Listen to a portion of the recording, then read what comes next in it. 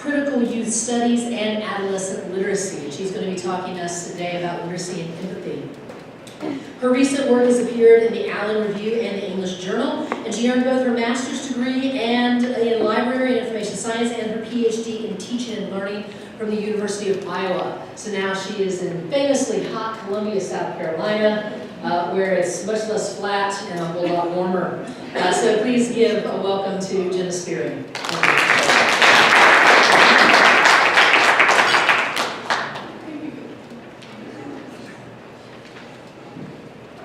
Thank you, Heather. That's so nice. I'm really happy to be here today, and I love to talk about children's and young adult literature, so it's great to have an audience to talk about it.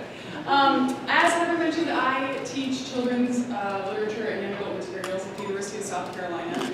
And it's one of those things that I'm always telling my students, that literature makes our students and youth more empathetic and helps them to see the bigger world around them. But it's sometimes difficult to really articulate what that connection looks like or how you get from point A to point B. So I want to talk a little bit about what the research has begun to show about that today.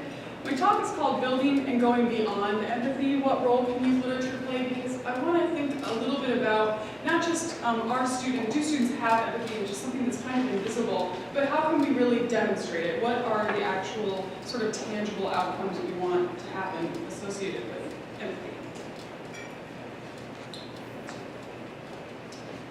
A little overview of what I'll talk about. I'm going to kind of define what I mean by empathy and talk about the connection with diverse books, which is really the context in which we talk about empathy in youth literature world.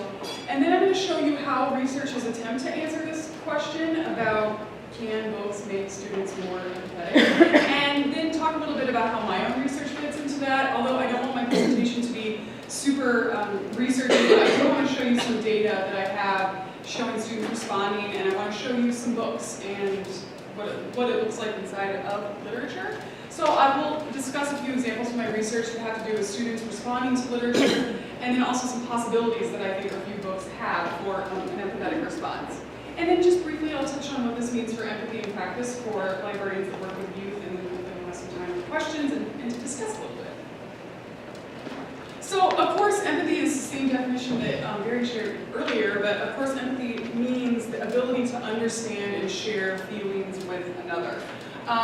And when we're talking about that, the difference between empathy and sympathy, which would be to feel pity for somebody who's less fortunate circumstances, is this understanding component.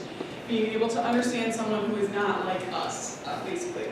But when we're really talking about empathy with books, we're hoping for sort of a bigger outcome. We're hoping that students will understand difference, that they'll be able to look at other people's perspective and possibly try on those perspectives and take them on as their own. The books are a vehicle for sort of experimenting with different perspectives and seeing what those look like.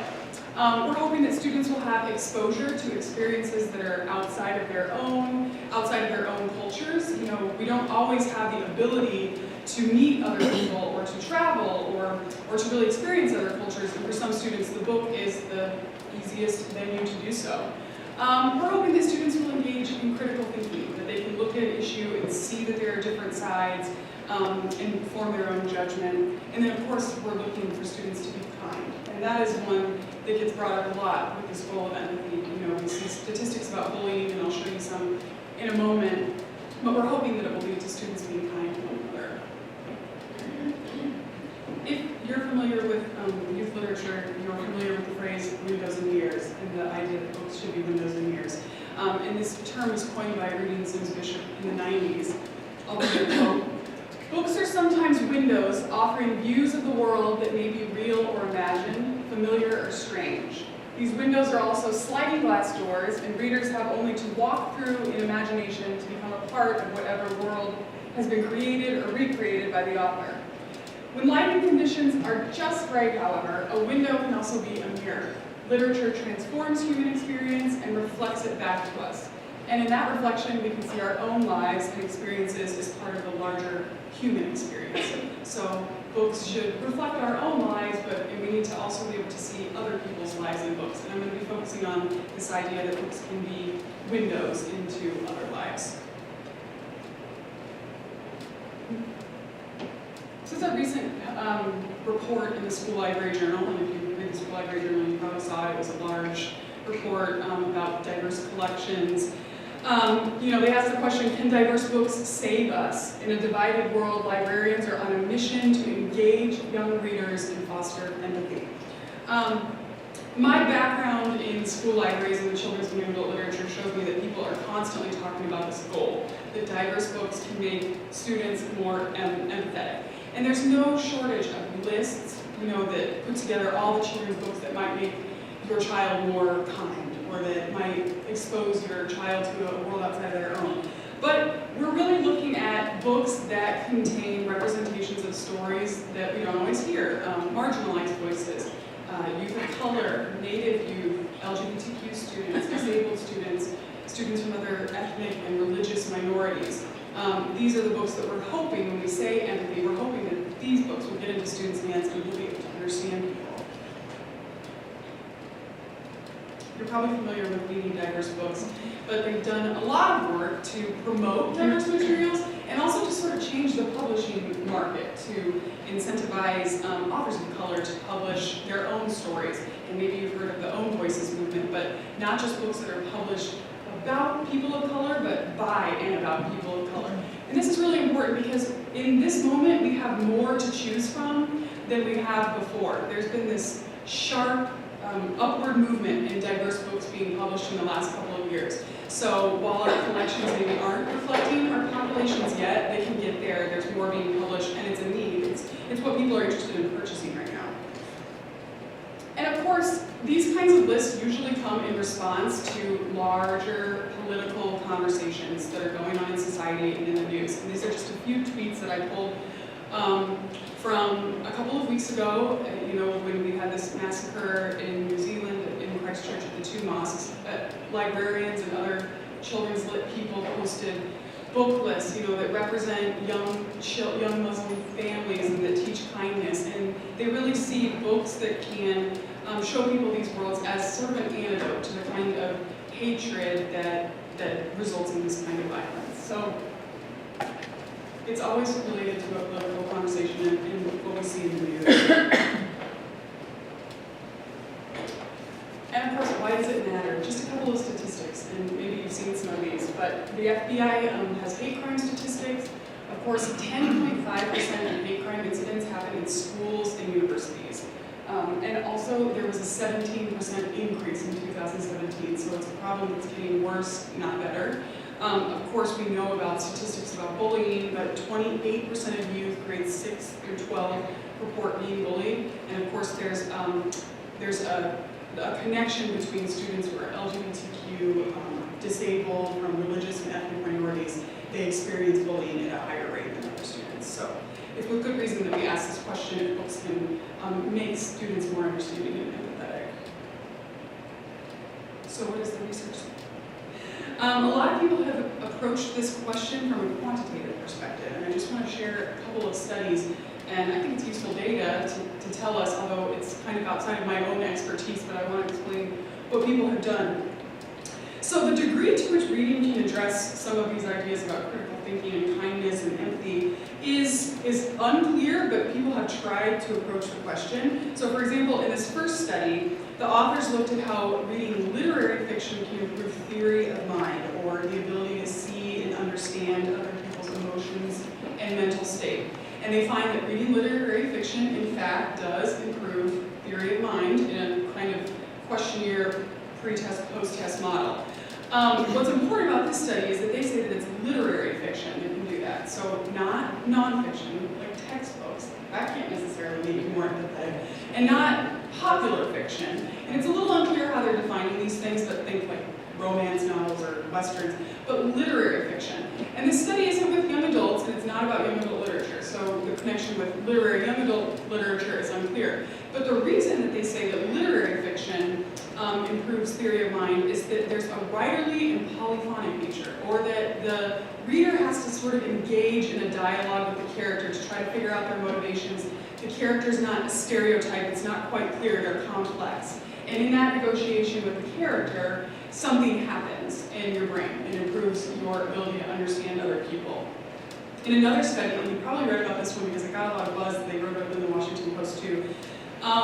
This was a group of Italian researchers, and they looked at students reading passages from Harry Potter that were specifically about prejudice, and then looked to see if they had improved attitudes towards stigmatized populations. So elementary school students, they read and discussed passages from Harry Potter that were related to prejudice, and then the students had improved attitudes in a post-test about immigrants when they were asked about immigrant populations and refugees. Then they replicated this study with high school students. They replicated this with high school students. Did the same thing, read passages about Harry Potter related to prejudice, and then found that the students had improved attitudes about LGBTQ communities. Another researcher did something a little different, but engaged in a 5-week literary unit in middle school classrooms, and found in the first study that I listed here, this one, the students read Speak by Laurie Halse Anderson. If you haven't read this one, it's sort of a classic in the field of YA. It's about a girl who is raped before her freshman year of high school, and she decides to be silent until she kind of finds her voice later in the novel, but it deals with the aftermath of rape and the trauma she encountered. He had the students read this book, they talked about it, they had dialogic discussion about it, and then at the end of 5 weeks found that students were less likely to believe in rape myths. So when I say that, I'm talking about stuff like when girls wear low-cut tops or short dresses, they're asking for trouble. Different rape myths like that. We hope that students will consider it a little bit. So he found that that happened with Speak. Did a sort of similar study using this book called Geography Club. Geography Club is about a small town, a small conservative town, a small high school, and the main character, who is gay and has not come out, starts an LGBTQ support group that is disguised as a geography club and finds that there are a lot of people in the school that want to be a part of the club. Students read this, discussed it, engaged in a lot of good activities about the book over a period of 5 weeks, and then showed lower levels of homophobia at the end of the discussion. So these are all not perfect studies. You know, I think empathy is so difficult to determine by a pre and post test. Of course, students know what they're supposed to think, right? They know what the right answer is, so that's always the thing I wonder about these kinds of tests. But they're encouraging results. And I have begun to kind of think more about this question in terms of, but what aspects of the books can students critically engage with? Can we share that with teachers and librarians? What are some possibilities of graphic novels is what I'll specifically talk about today, and the kind of extra special ability to get empathetic response in a graphic novel. And then also, what do students actually say? You know, what are their comments? How do we determine that they're less homophobic at the end of reading a book? What does empathy sound like when students are discussing and responding to literature? So I'll show you students responding to a book called Asking for It after I talk about graphic novels a little bit. So the connection between graphic novels and empathy is sort of obvious, but you maybe haven't considered it. When you read a graphic novel, you have to interpret text and images. And you don't just read about what a character is thinking and feeling, you can see what a character is thinking and feeling. You can see cultures and lifestyles that you're not familiar with in a graphic novel in a different way than just a traditional text-based novel. You can see facial expressions and reactions. A really important thing about graphic novels is that they're non-linear. So you linger in moments in a book, and I'm going to show you an example of that. It allows you to sort of feel the moment in a different way than a fleeting text where you read through it and you don't come back.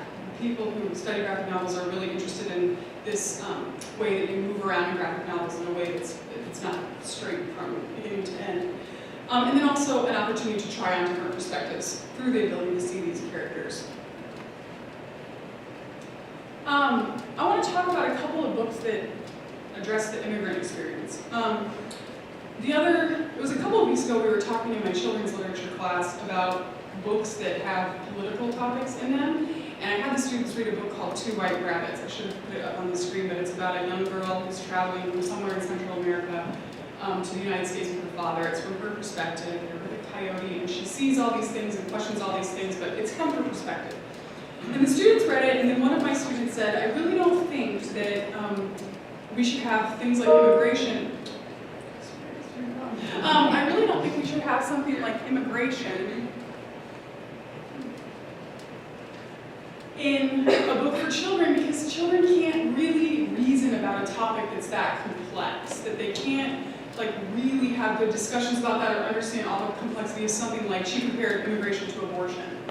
And I said, but a lot of your students will be immigrants, or you will undoubtedly in your future classroom have undocumented students in your classroom. They certainly can understand this experience and probably think about it in a more complex way than you and I can, even at a very young age. But there was this sense that the students in her class, or that this issue of immigration was a picture like this. It was a political issue. It wasn't a real human life, with real consequences. And there is that need for her to understand a person's experience. And I think graphic novels are really powerful, and I've been looking at a couple of examples of graphic memoirs from immigrant authors and where they explain this. And I was really lucky because a couple of weeks ago, I've been writing about this book, The Best We Could Do. Has anyone read it? It's a beautiful graphic memoir by a Vietnamese author, Thi Bui, who is a Vietnamese refugee. She left when she was like 3 or 4 after the fall of Saigon with her family, and what she's doing is she's writing from her adult perspective, piecing together all of these memories and stories that her parents are telling her, and trying to understand the trauma that her family has endured and how it's kind of moved through their family and affects her own life. And she was talking at the University of South Carolina, of course, right when I was writing about this book, which is the way things happen, and a student in the audience asked her, he said, I'm from a small town in South Carolina, and my family doesn't really necessarily agree with me about this issue. And he said, I wonder what you say to people who just don't seem to have empathy. And she said, that's why I write this book. She said, I just tell my story so that people can begin to understand the reasons that people have for leaving their country. Just to understand the reasons, not necessarily to make it political, but to understand one person's experience.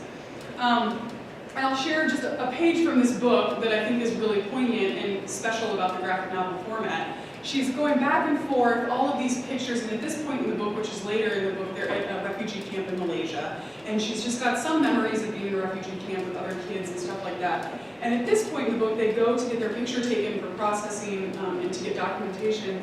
And then she puts these actual photographs in the graphic novel. It's the only place in the book where she does that. But it really makes the reader stop. It kind of hits home that this is somebody's real experience, that this was her experience, that I'm not just reading a story, that this is her real life. Another example from Persepolis, and probably a lot of you have read this book. This one gets taught in high school a lot, so it's one that students are familiar with.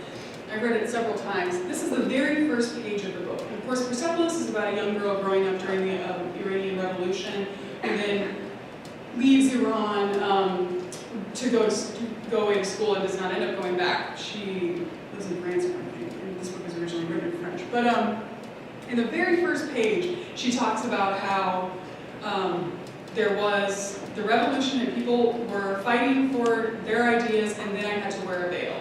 It's the first page. And she shows this picture of her classmates, and then she's off to the side. And you can just see in all of their faces sort of their feeling about being made to wear this veil, which she conveys they didn't understand why they had to do this, and they didn't understand what was happening. And I think that that kind of scene is something that students can relate to. The look on her face, the experience of being made to do something, and there's a moment there in the first page where you can really sort of understand her experience. I'm going to shift a little bit to talking about LGBTQ graphic novels, which is another area I've done a little bit of work. Of course, we know that LGBTQ students feel more safe in school when they have LGBTQ inclusive curriculum and also libraries. So there is a direct connection. But I've also been thinking a lot about how graphic novels in particular give students a chance to visually work out gender and sexuality and the difference between the two, because they're not always related. And that's what my article in the English Journal is about, but I do just want to show you a couple of pages from 2 graphic novels that I wrote about. The first is Adrian and the Tree of Secrets. This is about a young boy. He's gay. He does not come out to his family or to his school. He goes to a Catholic school. And in this scene, he started a romantic relationship with one of the jocks at school who was not letting other people know that that's true, not ready to come out himself. And they're in the locker room, and the boys in the locker room are joking around about each other's bottoms, and also one of them calls the other one queer, and then they have sort of like a little play fight in the locker room. And you see this experience, which is where he's experiencing the homophobia from his peers in school. And the scene is happening, and then you have Adrian in the upper right-hand corner just kind of listening and taking in what his peers are saying. It's a powerful moment in the book. Another example here is from Honor Girl by Maggie Thrash. This is another graphic memoir, actually. Maggie Thrash, this book takes place during one summer at a Baptist summer camp, and she goes and she begins to have feelings for one of the older camp counselors. And it's a coming-of-age story. This is the summer where she realizes that she's a lesbian, and she starts a little romance with this camp counselor, Aaron. And in this scene, they go to a dance with the boys from the boys' camp across the river, and the girls are like trying to decide which boy they're all going to be paired up with at the boy camp for the night. And they say to Maggie, "Oh, this guy's a rifle god. They're both very good at rifling, so you guys will be perfect, and then someday you can have little rifle babies," they say. Here. This expectation that she's straight, that she'd be interested in another guy at camp, and then her reaction. So it's the same thing. It kind of zeroes in on her sort of solitary reaction to what is being said around her and the way that she's interpreting these reactions from her friends at camp. Another moment I wanted to show you, this one relates to what I was talking about sort of lingering and a feeling in a graphic novel. There's a lice outbreak at camp, and all of the girls are getting their hair checked for lice. And the older camp counselor, who she has a crush on, Erin, goes to check her head and puts her hands in her hair, and they have this like very, she realizes how much feeling she has for her. And in this moment, this is what they call in graphic novels a slice of life moment, where you take one poignant moment and then you break it down into panels so that the reader can really sort of experience it and linger in it. And that's what's happening here when Erin runs her fingers through her hair. And it's sort of, you can feel how much she feels for Erin, and it's a relatable feeling. Sweet moment. So these are graphic novels, and I'm going to switch gears to talking about how students respond. These are graphic novels I'm thinking about, like, what are the conventions of a graphic novel that kind of call out for an empathetic response, but I want to dig into what students actually say. So this book, Asking for It, which I just feel very familiar with it. Has anybody read this book, Asking for It? Oh, good. It's an Irish author, and won a lot of awards, but it did win a Prince Honor book here, so it is considered, if you're not familiar, the Prince is given for literary young adult fiction, so it's an honor book. We discussed this book together in my young adult materials course, which was primarily pre-service English teachers, undergrad English teachers. And then I had IRB for this class, so they also wrote online discussion posts before class every week. And I have some responses to share from their discussions about this book, but I do need to tell you what this book is about because it informs how to understand their reactions. Asking for It is a book about sexual assault and trauma, but basically in the first half of the book we meet this main character, Emma, and she is profoundly unlikable. She is very narcissistic, she's jealous of all her friends, and she does mean things to them, she steals from them, she does things to try to like sabotage their relationships with other people, and you just have this feeling that she's a hard character to like. And then she goes to this party, she wears a very small dress that keeps falling down, she keeps exposing herself at this party, you're just so, and you are annoyed at the decisions she's making. That's how you feel when you read the book, for the most part. And then she drinks a ton at this party, and then she takes pills, and we don't know, she doesn't know what they are, and then she ends up getting raped by multiple boys at the party. This is based on a true story, actually. And wakes up the next morning having no recollection of what had happened on her parents' front step, and she's been passed out there for hours. She has blisters all over her face from sunburn. And then realizes what happens to her when the boys post all of these horrific photos on Facebook. And it's the second half of the book is her experience with trauma and depression and multiple suicide attempts. And the reaction of her family and her community and the priest to what has happened to her, which is to wonder why she would be trying to call these boys out or trying to take any legal action against them when she was asking for it, when she is notoriously dressing like this, when she drank too much and she took drugs and this and that. So the book really begs you to consider who gets to be a victim and is she a victim? And I think by the end of the book, you see the impact of this trauma and you feel she's a victim. But there is this really complex negotiation, the whole book, where you feel like you can't understand her enough to feel for her. And my students responded to this book and had that same sort of, reaction. So I'm going to share a couple of quotes. I just finished this book and I'm not sure how I feel about it. I usually either love or hate books, but this one is in a weird in-between space. One of the reasons is the likability of Emma, which gave the story a very interesting notion. A girl who is at first presented as arrogant, spoiled, narcissistic, suddenly becomes someone who I sympathize with, feel pity for, can somehow understand. I do think O'Neill did a good job in dragging us into Emma's thoughts and feelings, encouraging empathy with someone who seemed so unlikable at first. So in this quote, she actually names empathy. She knows that's what she's supposed to feel for the character, but she does convey this sort of tension she has with her problems with Emma and how she eventually comes, like she says, to understand her. So you can see that she has at least self-identified as having an experience of disliking her, but then understanding and feeling for her. Another one. She was, in my mind, asking for it, but as I continued to read, certain events made me start to feel for Emma. First and foremost was the way her family treated her. Her father couldn't even look at her. Her mother blamed Emma for allowing the rape to happen.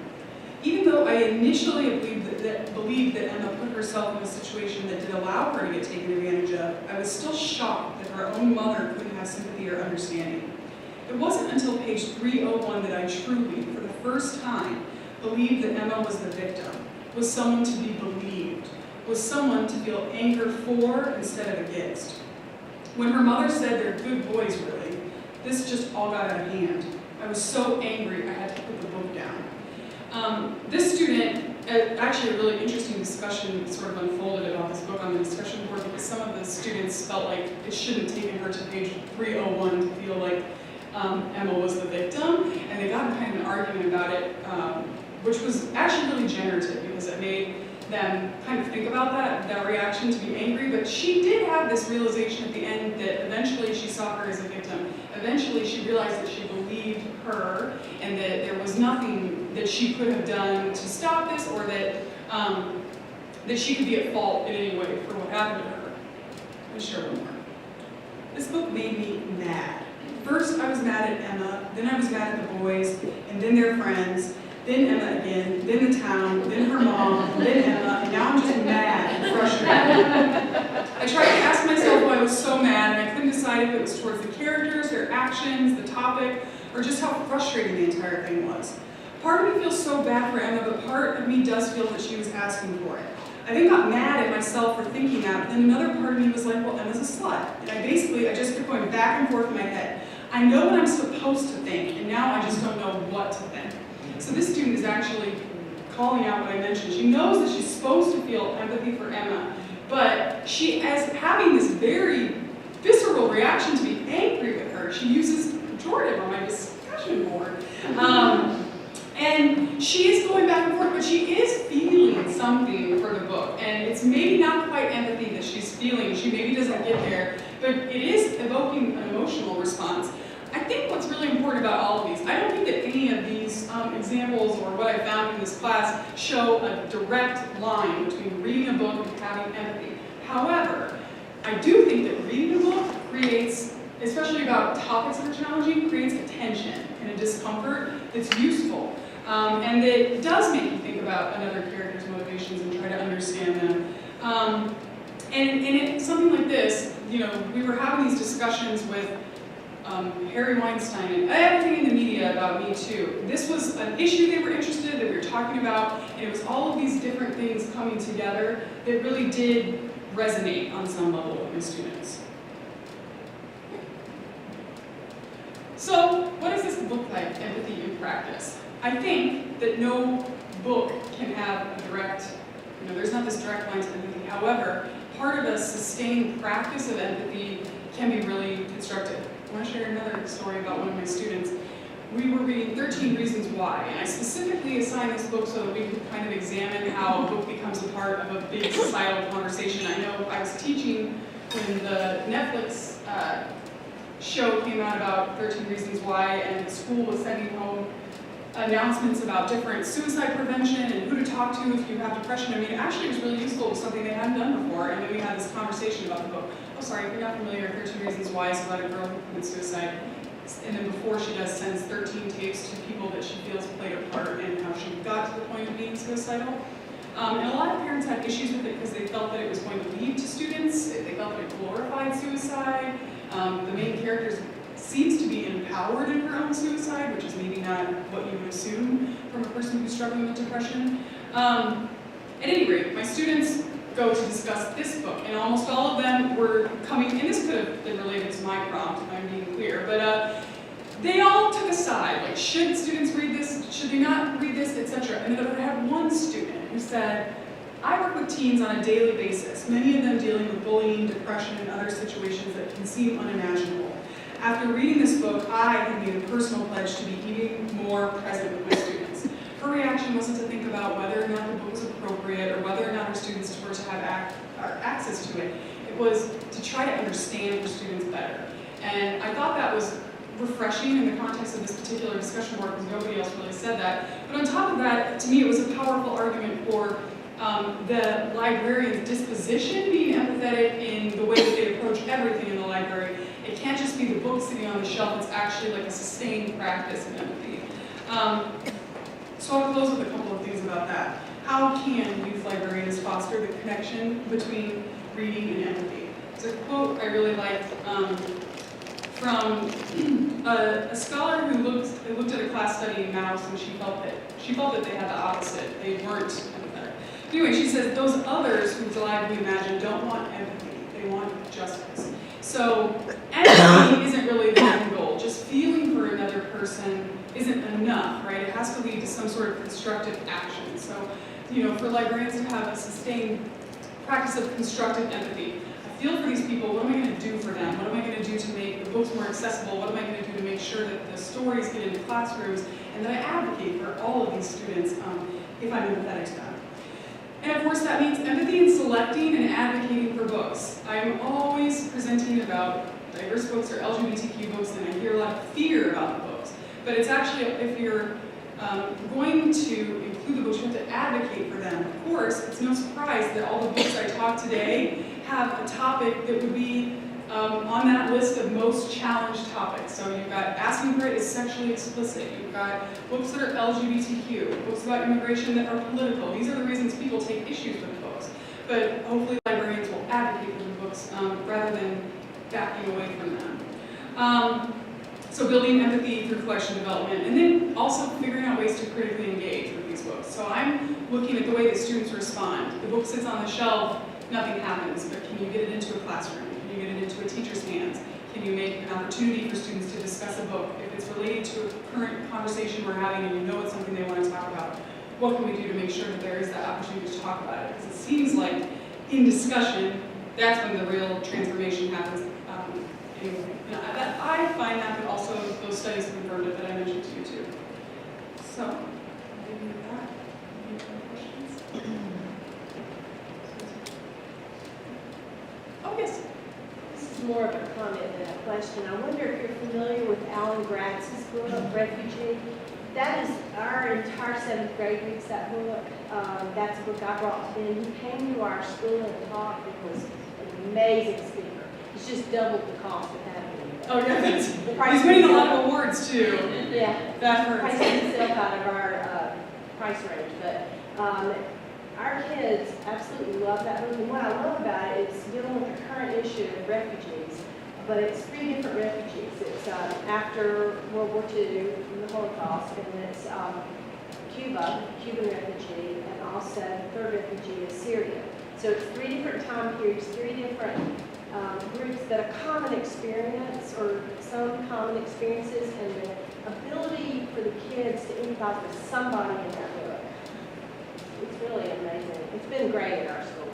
Yeah, absolutely. And I think that what he does there by connecting different refugee stories is doing that kind of humanizing work that I talk about. So like we hear about Syrian refugees in the news, but can we connect it to other things that we take for granted? You know, we don't think about the way that other refugees belong here or deserve to come in the same way that we do about Syrian refugees.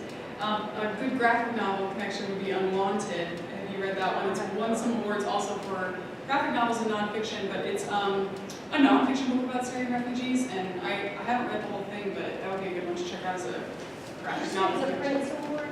No, I think it's on Yelsa's best nonfiction list, but I think it also won one of the youth media, or it's an honor book or something on one of the youth media awards, but I can't remember which one. Because I'm always cautious about Prince Award books in my middle school. Yeah. I came from high school and I didn't squinch about that, but I'm very careful with it.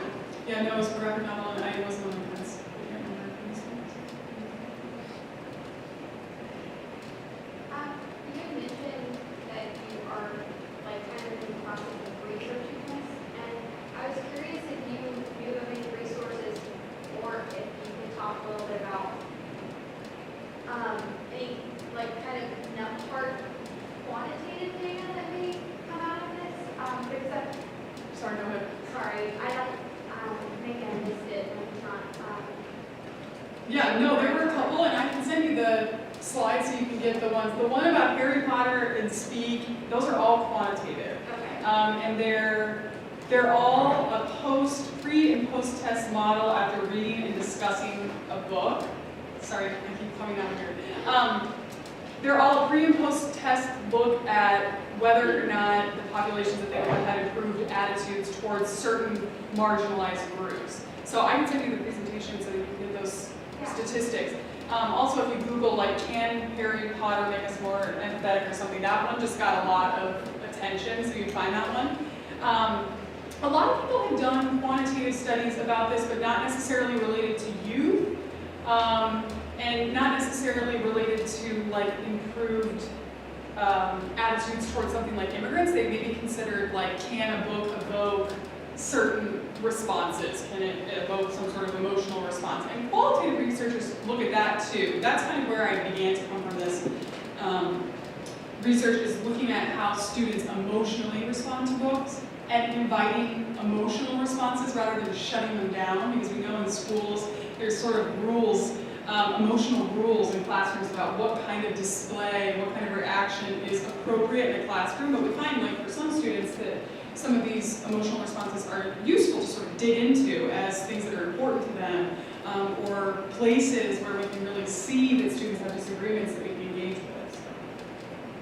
So picking up on that, could you talk a little bit more about, in a little more detail, about the qualitative research done? Yeah. And what you've got down to that? Sure. So I've been looking at, along with a couple other people from my former school, the University of Iowa, we've been looking at what happens when teachers lean into emotional responses. So what happens when you, rather than getting, trying to like I say, stifle an emotional response, what happens when you like kind of pick it up and you let students talk about it, and you let them be mad or maybe use language that you wouldn't normally, wouldn't normally allow, that kind of thing. And what happens is that those kinds of conversations, especially when we've looked at conversations related to race, is especially the kind of conversation that people have emotional responses that like are maybe really useful for understanding books, but that those are the kinds of responses that often get shut down. But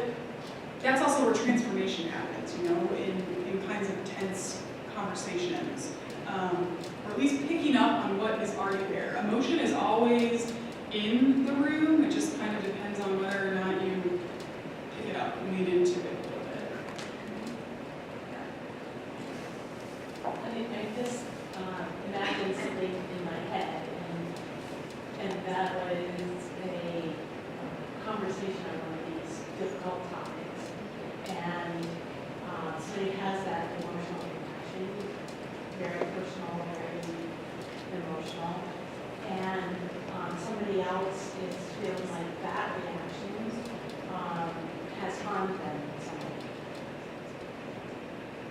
I think that's why, my knee-jerk reaction is always, well, let's shut this down before somebody else gets hurt. So how can you deal with that?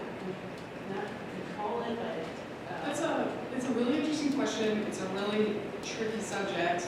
There are a lot of, especially when it comes to conversations of race, there are a lot of people who have looked at the fact that usually white people feel victimized by conversations of race, or that those are the students who say that they feel unsafe in a dialogue about race.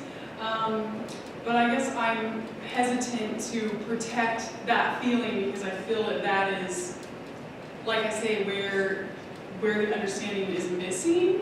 So I don't know what the exact answer to that question is, because yeah, you do want to protect your students from feeling, you want the class to be a safe space, but maybe, like I say, it needs to be a brave space. It has to also be a place where you can encounter things that upset you.